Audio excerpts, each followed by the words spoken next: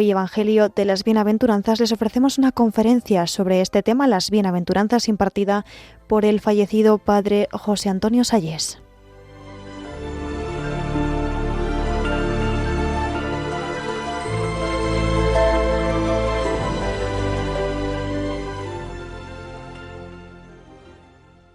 Hoy tenemos que tratar el tema de las bienaventuranzas. Quisiera presentar el concepto de felicidad según el Evangelio, según la predicación de Jesucristo. Esas son las bienaventuranzas. Que como sabéis, Jesucristo las propuso en el monte famoso de las bienaventuranzas, de tal manera que así como Moisés recibió y expuso la ley que había recibido de la cumbre del Sinaí, ahora Jesucristo, desde esta montaña de las bienaventuranzas, nos propone, podríamos decir, la nueva ley. El estilo de vida que tiene que tener un cristiano, que no es otro que un estilo de santidad. Vamos a ver. Bienaventurados los pobres de espíritu, porque de ellos es el reino de los cielos. ¿Quiénes son los pobres de espíritu? No se dice simplemente los pobres, sino pobres de espíritu. Es un sentido, como podríamos decir, religioso. Pobre es el que está de espíritu, rico es el que está ocupado en lo suyo. Es el que lo sabe todo. Es el mayor de edad.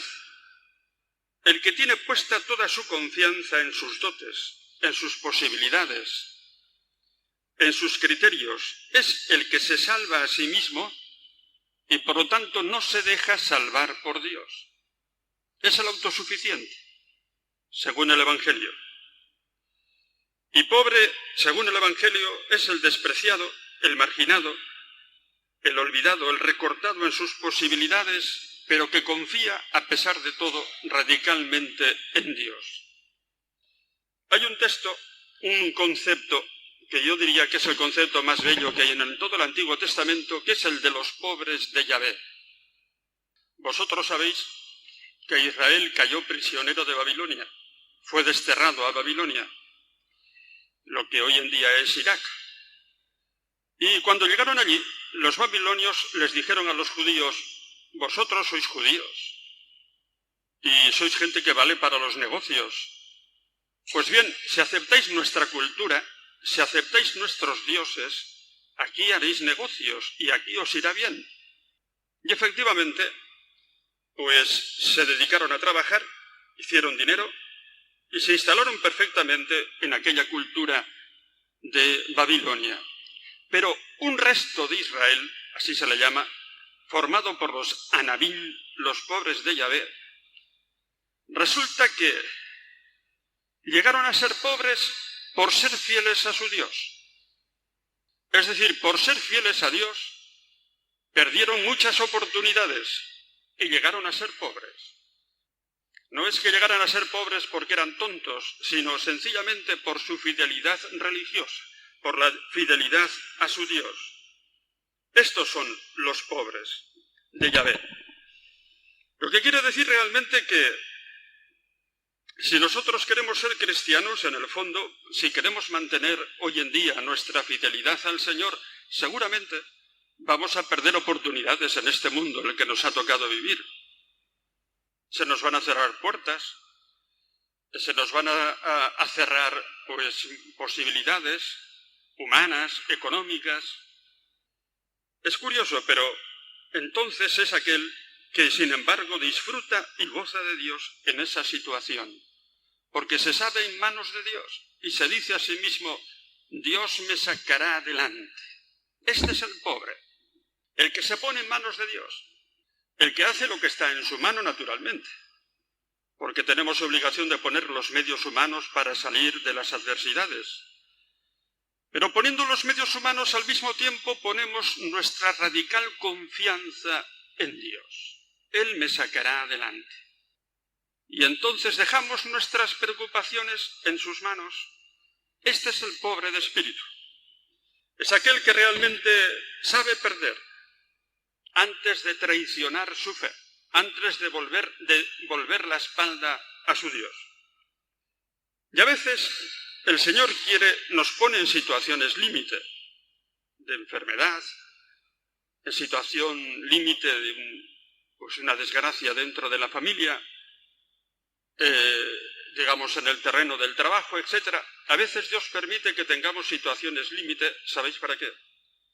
Para que confiemos radicalmente en Él. No es que Dios no nos quiera, pero realmente prueba a los suyos. Y en esa situación, pues cuando yo me encuentro en una situación de ese tipo, suelo rezar así: Señor, siempre tú me has sacado de todas. Sé que también me sacarás de esta, aunque no sé cómo. Yo pienso que ese aunque no sé cómo le gusta particularmente a Dios, porque en el fondo es un confiar realmente, radicalmente en Él. Pobre también es aquel que ha pecado, pero es capaz de pedir perdón a Dios. Porque lo bonito del Evangelio es que no solamente se salvan los santos, sino también nos salvamos los que somos pecadores con una condición, con la condición de que seamos capaces de poder ponernos de rodillas y pedir perdón a Dios de nuestros pecados. Pobre de espíritu, por lo tanto, es el que se deja amar por Dios. Yo siempre digo que el primer mandamiento de la ley de Dios quizás lo tendríamos que formular de otra manera. Yo diría que no es tanto amar a Dios sobre todas las cosas, cuanto dejarse amar por Dios sobre todas las cosas. Lo dice Cristo: no me habéis elegido vosotros a mí, sino que yo os he elegido a vosotros. Y dice San Juan: el amor no está en que nosotros hayamos amado a Dios, sino en que Él nos ha amado primero. Dejarse amar por Dios. Y cuando uno encuentra en su vida esta fidelidad de Dios, esta amistad con Dios, que le permite poner nuestras preocupaciones en sus manos, entonces disfruta de Dios. Yo recuerdo, estuve ya hace años dando una tanda de ejercicios a unas carmelitas descalzas en las montañas de Córdoba. Y me dijeron aquellas religiosas que allí, en un palacio que está junto al convento, habían pasado la luna de miel Balduino y Fabiola. Estuvieron un mes allí. O sea que ustedes conocieron a Balduino, sí, y hablaron con él, sí, muchas veces. Díganme cómo era Balduino. Ya sabéis que se ha iniciado el proceso de beatificación, o se piensa en iniciarlo. Y me dijeron dos cosas. Primero, hacía de monaguillo al cura del convento en la misa de todos los días. Ya veis, el rey de Bélgica haciendo de monaguillo. Y luego se ponía en aquel banco a rezar y se ve que disfrutaba de Dios como un niño. Qué bonito. También podríamos decir que el primer mandamiento es disfrutar de Dios como niños, porque realmente la fe es eso, apoyar nuestra existencia en Dios. Por eso, cuando se ha descubierto este amor de Dios, al pobre le sobra todo. Le sobra la fama, el prestigio, el poder. Son cosas que para él no cuentan y que no producen la felicidad en el fondo. Lo veíamos ayer. El hombre de hoy que trata de comprar la felicidad con cosas puramente materiales, y lo que va haciendo es excavar cada vez más la hondura de su vacío interior. Un vacío que realmente solamente se puede llenar con el amor inmerecido y gratuito de Dios. Dice el Salmo: Dios no olvida jamás al pobre, ni la esperanza del humilde perecerá. Esto es muy bonito, la esperanza del humilde. Mirad, lo que más le gusta a nuestro Dios es la humildad. Si no os hacéis como uno de estos pequeños, no entraréis en el reino de los cielos. Es lo que más le gusta. Otro salmo dice: sed fuertes y valientes de corazón los que esperáis en el Señor. Y otro salmo dice así: haz de Dios tu delicia, y Él cumplirá los deseos de tu corazón. Esta es la clave de la vida cristiana. Os cuento una anécdota. Yo no sé si sabéis que hace ya, en los años 1956, se convirtió al cristianismo el rabino judío de Roma. Era el rabino quizás de la principal sinagoga de Roma, del mundo. Y bien, este hombre se convirtió, se llamaba Tzoli. Se convirtió porque en el capítulo 53 de Ezequiel, de Isaías, ese que habla de ese misterioso siervo de Yahvé, que carga con los pecados de la humanidad, a pesar de que en él no hay delito alguno, y que es llevado a la muerte en rescate de la vida de los muchos, así dice ese capítulo 53, ese siervo de Yahvé no abre la boca, no se queja, sufre sin abrir la boca por los pecados de su pueblo y se entrega en expiación de sus pecados. Zoli se preguntaba, ¿quién es este? El pueblo de Israel no, porque el pueblo de Israel es justamente el que es liberado por este siervo de Yahvé. ¿Quién sería? ¿Un profeta? Jeremías, no puede ser. Jeremías más bien era un hombre que se quejaba frecuentemente. Y tuvo la idea de un día, después de estar meditando sobre este capítulo, de leer la Pasión según San Mateo. Y antes de terminar el relato de la Pasión, cayó de rodillas y dijo, Cristo, sálvame. Se convirtió, lógicamente perdió el puesto de rabino. Le siguieron para matarle, le querían matar a él, a su mujer y a su hija, que también se convirtieron. Y el día de su bautizo, esto es precioso, le pidió al padre Deza, que era el rector de la Gregoriana entonces, que le diera 50 liras para poder cenar esa noche con su mujer y su hija. Llegó a pobre por amor a Jesucristo. ¿Os dais cuenta? Esto es realmente la clave de la vida en cristiano. Esto es. Sigamos adelante. Bienaventurados los mansos. ¿Quiénes son los mansos? Manso es el que ha renunciado a sus derechos, el que ha aprendido a dar su vida, sus planes, su tiempo, sus derechos. Entendedme bien, no me refiero a esos derechos humanos que son necesarios en la vida humana. Un padre tiene que defender, pues, el derecho a un salario justo porque tiene que sacar adelante una familia. No me refiero a esos derechos. Me refiero a esos otros derechos como cuando decimos no hay derecho, no han contado conmigo. Es decir, aquellos que rozan el prestigio, aquellos que rozan la gloria personal. Bien, bienaventurado aquel que sabe renunciar a esos derechos. No cuentan con él y no pasa nada. No se venga. No se fijan sus derechos conculcados. Y por eso, mirad, el cristiano es uno que no lucha la batalla del amor propio. No merece la pena. ¿Queréis que os diga cuál es la única batalla que merece la pena luchar en este mundo? La batalla de la verdad. La verdad con mayúscula, que se refiere a Dios, a Cristo, al más allá, a la moral. La única que a mi modo de ver merece la pena. Porque la batalla del amor propio, bien, en este mundo podríamos conseguir más fama, más prestigio, salir en las revistas, que nos hicieran entrevistas. ¿Y de qué sirve todo eso? En el fondo lo que llena el corazón del hombre es la verdad. Estamos hechos para la verdad. Y entonces el juicio de Dios sobre el triunfo o el fracaso, sobre lo alto y lo bajo, la dicha o el dolor, es completamente distinto de nuestro propio juicio. El prestigio humano no cuenta para el Evangelio. Y por lo tanto, el cristiano es aquel que sabe perder. Sabe perder, digamos, en este plano del prestigio, porque sabe que realmente la verdad no está ahí. No está ahí. La batalla que llena el corazón del hombre no es la batalla del amor propio. Y por eso, mirad, ser cristiano es vivir eso para la verdad. Me vais a decir que hoy en día, pues, no es precisamente así como está el ambiente. Estoy de acuerdo. Basta que veamos, por ejemplo, pues los medios de comunicación, la televisión, y veremos cómo hay una batalla muchas veces, pues por un amor propio, De acuerdo. Pero yo os preguntaría también si esa gente realmente es verdaderamente feliz.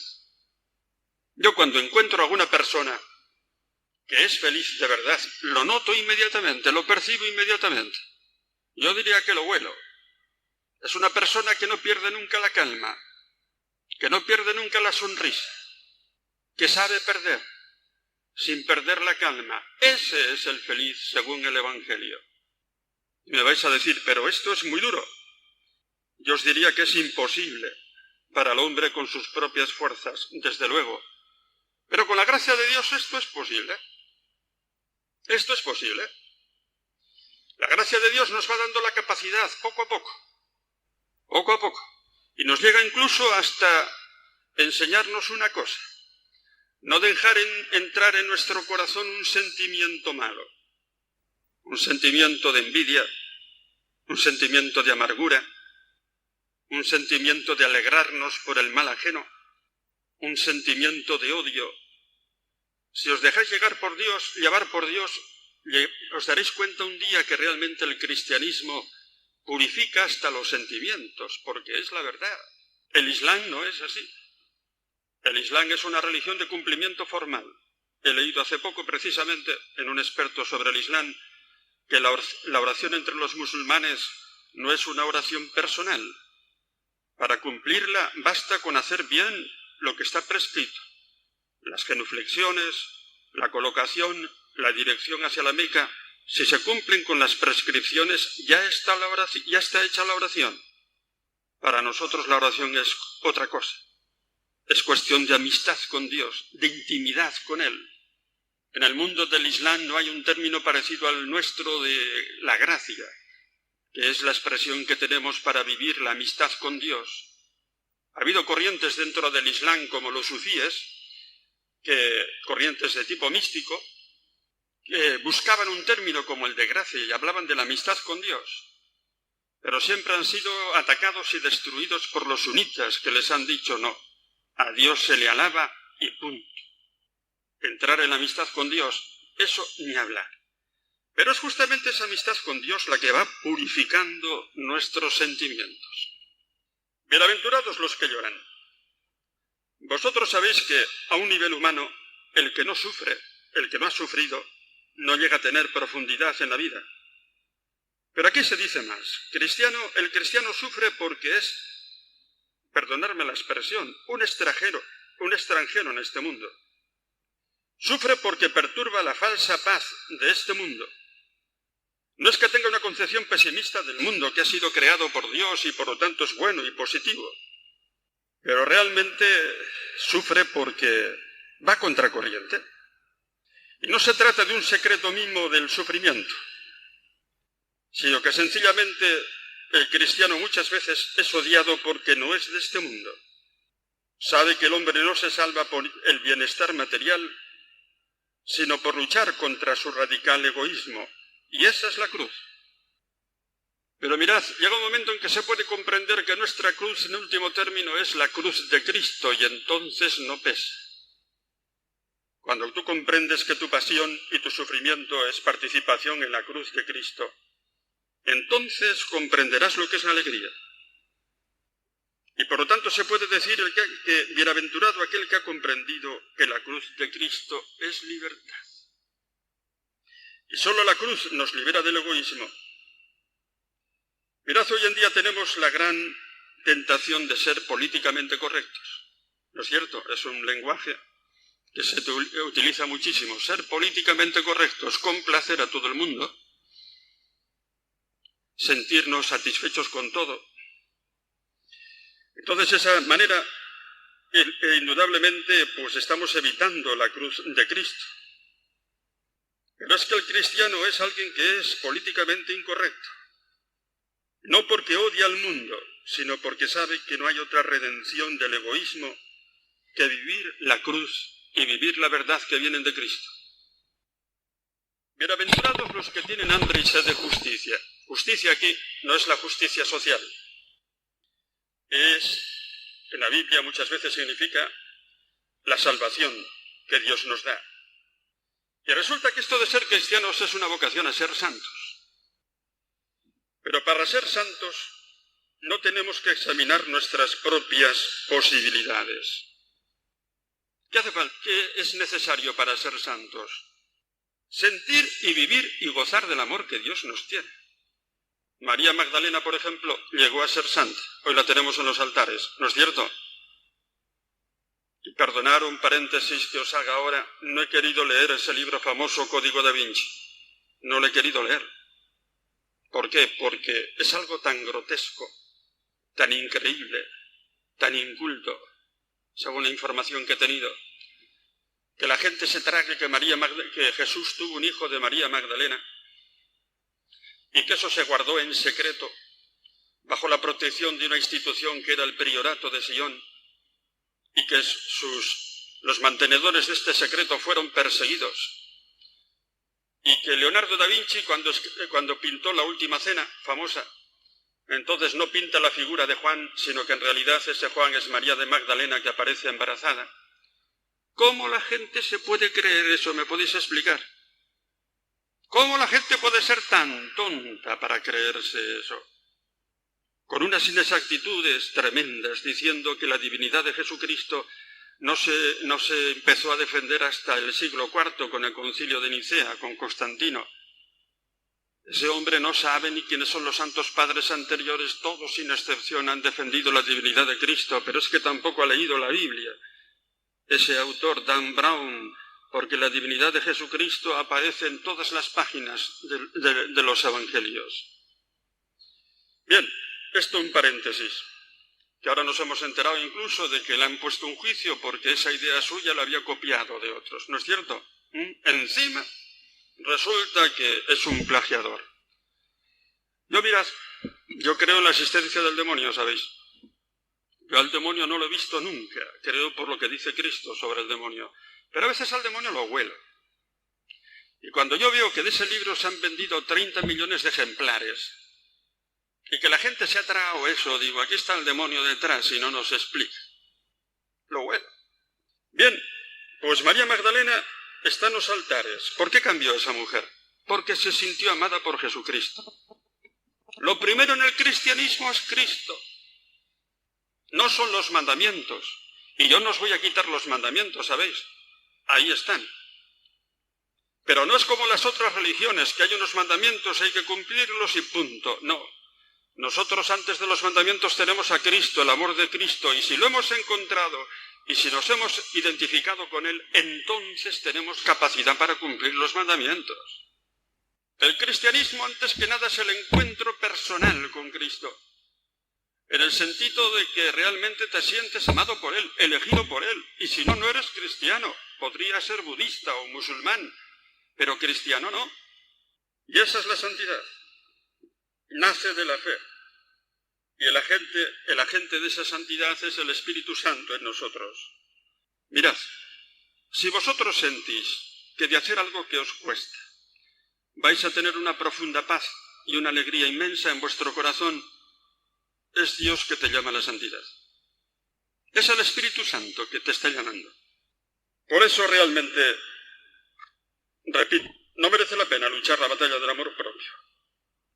Yo os diría que hay que hacer 3 cosas. Luchar la batalla de la verdad, esa sí que merece la pena. Dejar las preocupaciones en manos de Dios. Y tercero, hacer bien lo poco, repito, lo poco que podemos. Hacerlo bien. Y entonces le podemos decir a Dios, ahora haz tu milagros, porque yo realmente no puedo. Esto es la felicidad auténtica. Saber perder a cambio de la paz de Cristo. Hacer el ridículo por Cristo. Desprenderse del propio prestigio. No perder nunca la paz. Es la humildad profunda. Eso es la clave de la santidad cristiana. Esa es. No dejar entrar en nuestro corazón malos sentimientos. Y os he dicho hacer también el ridículo por Cristo. Hay una película que os recomiendo si no la habéis visto, Un hombre para la eternidad. Trata de Tomás Moro. ¿Sabéis quién era Tomás Moro? El canciller de Inglaterra, cuando reinaba Enrique VIII, que se quería separar del Papa y porque no le permitía casarse con una cortesana, Ana Bolena, que no era su mujer. El Papa no le daba permiso. Y entonces él amenazó con separarse y hacer una escisión total de la Iglesia Católica. Y Tomás Moro, que era el canciller de este rey, el hombre más prestigioso que había en toda Inglaterra, del que ha dicho Erasmo, que es el hombre más culto que ha tenido Inglaterra en toda su historia, dijo. Entonces llamó a su mujer y a su hija y les pidió, me vais a prometer que no vais a hablar mal del rey, porque nos están espiando a ver si decimos algo contra él para podernos decapitar. Y le prometen que sí, que no hablarán nada. Pero al final llega la condena, le citan al Parlamento y le acusan de haber hablado mal del rey. y sacan allí testigos falsos, que él, como era un hábil magistrado, sabe demostrar su falsedad, y los tienen que retirar, porque son testimonios que se revelan inútiles. Y entonces ya el fiscal va directamente al grano, le dice: vamos a ver, Tomás, ¿tú estás con el rey o estás con el papa? Y él contesta diciendo: la respuesta la tengo clara, yo estoy con el papa, porque estando con el papa estoy con Cristo. Y sé que a un cristiano se le pide una vez en la vida que se juegue todo por Cristo, lo dice gritando. Vosotros estáis siguiendo al rey porque en el fondo os estáis quedando con las fincas que se quitan a los fieles a Roma y os estáis enriqueciendo por ese camino. Y sabéis que yo he servido al rey únicamente por fidelidad. Pero si me preguntáis si estoy con Cristo o con el Papa, lo tengo muy claro. Estoy con el Papa porque es estar con Cristo. Eso es ser cristiano. Y en esa es la felicidad. Estamos hablando de criterios cristianos sobre la felicidad. ¿Creéis que los santos eran tristes? No. En el castillo de Javier, en Navarra, San Francisco Javier, un hombre que murió a los 45 años, roto, deshecho, agotado, que era un gran atleta, era un gran deportista, hermano de guerreros, murió destrozado a los 45 años. ¿Por qué? ¿Ese hombre no era feliz? Claro que era feliz. La lucha que merece la pena en la vida es esta. Bienaventurados los misericordiosos, porque ellos alcanzarán misericordia. Hay una parábola que es la parábola del samaritano que todos conocéis. Cuenta el Señor que venía un hombre de Jerusalén a Jericó, le asaltaron unos bandidos y lo dejaron medio muerto. Es que esa ruta de Jerusalén a Jericó era la que seguían los peregrinos que venían del norte. Por no pasar por Samaria, bajaban hasta Jericó, a 400 metros bajo el nivel del mar, y desde ahí subían a Jerusalén, que estaba a 800 metros de altura, un desnivel por las montañas de 1200 metros. Y ahí se apostaban los bandidos que atacaban a los peregrinos, los mataban, les robaban. Y Jesucristo puso entonces esa comparación. Y lo dejaron medio muerto en el camino. Y pasó por allí un sacerdote, que era el personaje más importante de aquella religión, de aquella cultura, y de un rodeo siguió. Bajó también un escriba, que hizo lo mismo. Y entonces bajó un samaritano, y el samaritano era la persona más despreciable que había en aquella cultura. Con los samaritanos no se hablaba. Y entonces se acercó y le ayudó. Entonces eso es la misericordia. La misericordia la hace el samaritano, ¿por qué? Porque se acerca porque no es un personaje importante. A los otros personajes, al sacerdote y al otro, su propia soberbia no les deja acercarse. Y este samaritano, que es una persona que no tiene dignidad, se acerca, ¿por qué? Porque es humilde. Entonces la misericordia nace de la humildad. Es el orgullo el que no nos deja muchas veces amar. Y entonces el Señor dice: bienaventurados aquellos que son misericordiosos, que saben perdonar. Qué bonito es saber perdonar. ¿Y por qué un cristiano tiene que saber perdonar? ¿Sabéis por qué? Pues porque Dios nos perdona nuestros propios pecados. ¿Y cómo perdona Dios? ¿Sabéis cómo? No solamente perdona, olvida. Y no solamente olvida, sino que nos recrea de nuevo, nos devuelve la dignidad que teníamos antes de pecar. Nos permite nacer otra vez. Es grande. La parábola del hijo pródigo, ahí lo tenéis. El hijo pródigo vuelve a casa porque no le queda un duro. Y no pretende que otra vez su padre le devuelva la dignidad de hijo, no tiene derecho. Se gastó la herencia, no pide eso. Pero el padre, cuando lo recobra, le vuelve a llamar otra vez hijo, le devuelve la dignidad a la que no tenía derecho. Así perdona Dios. Y por lo tanto, realmente nosotros tenemos que ser misericordiosos, como vuestro Padre es misericordioso. Bienaventurados los limpios de corazón. Si no os hacéis como uno de estos niños, no entraréis en el reino de los cielos. Y uno se limpia realmente cuando ve a Dios, porque ellos verán a Dios. Porque realmente uno no se limpia tanto por luchar nerviosamente contra sus defectos, sino por dejarse amar por Dios, por sentir su presencia, por ver su rostro. Entonces, indudablemente, la limpieza nace siempre de la adoración de Dios. Bienaventurados los limpios de corazón, se refiere a la limpieza total del corazón, no solamente a la pureza, a la castidad, que siguen teniendo su valor, por supuesto.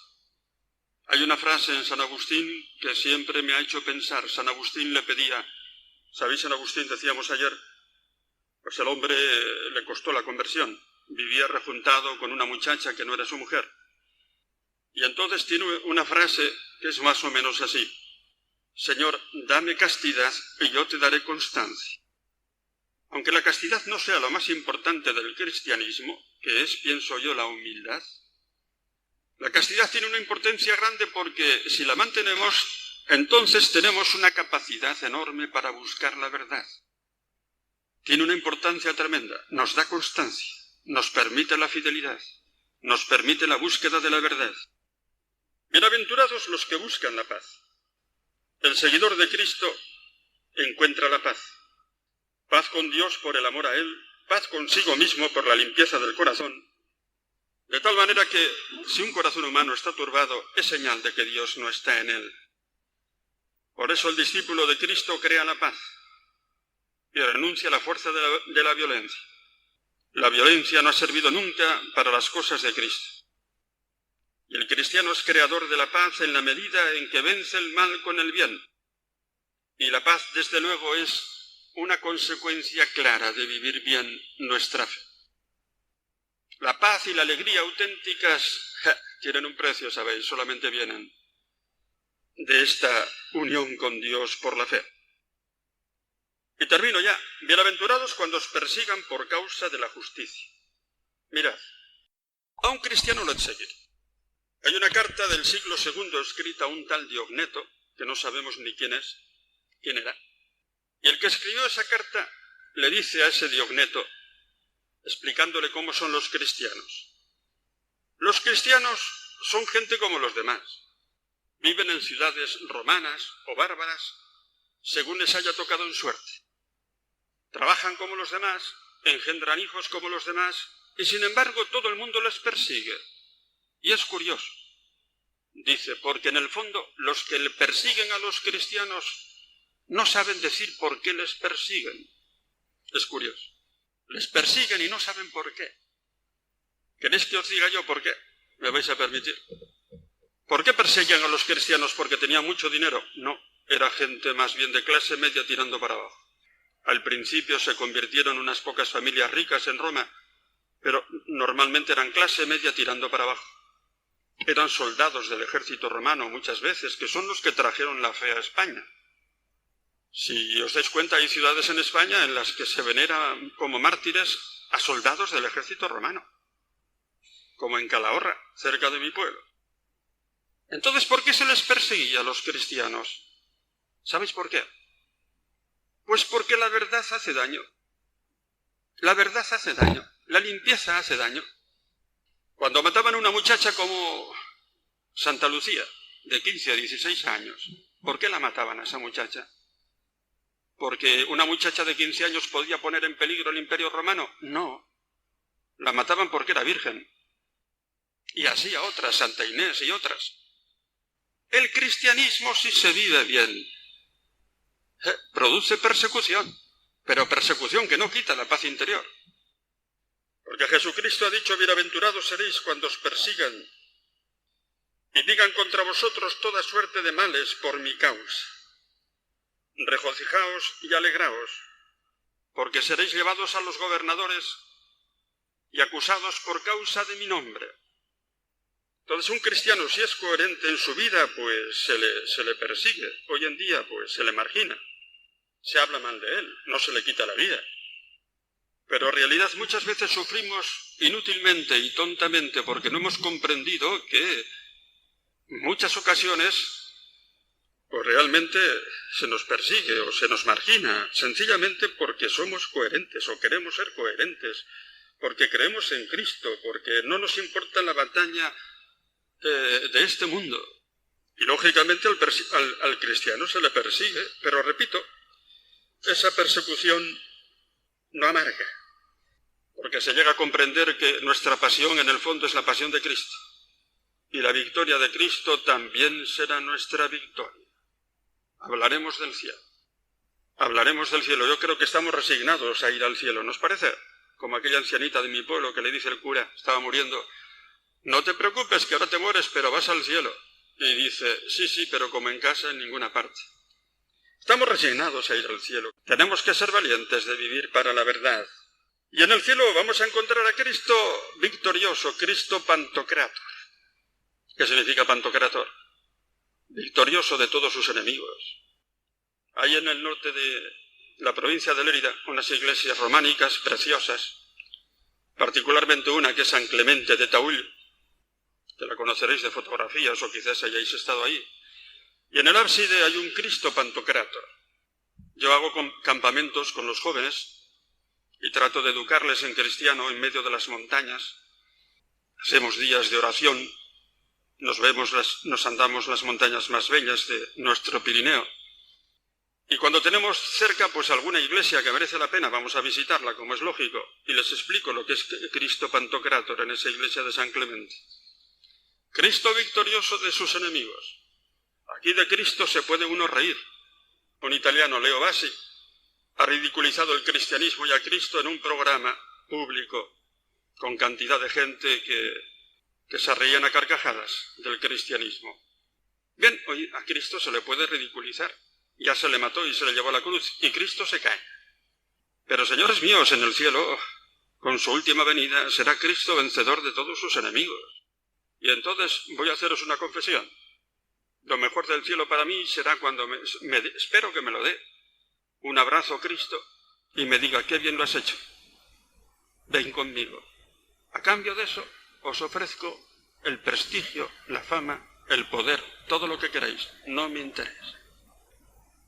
Es el abrazo definitivo. Y por lo tanto tenemos que saber que realmente nuestra pasión en este mundo, si la vivimos con fe, es la pasión de Cristo. Y gozaremos por lo tanto también de su victoria. Pues nada más. Ahí tenéis una serie de criterios para vivir la auténtica alegría, la auténtica paz que este mundo no os puede dar. En absoluto. Nos has hecho Señor para ti. Repito la frase de San Agustín: y nuestro corazón está inquieto hasta que descanse en ti. Pues nada más.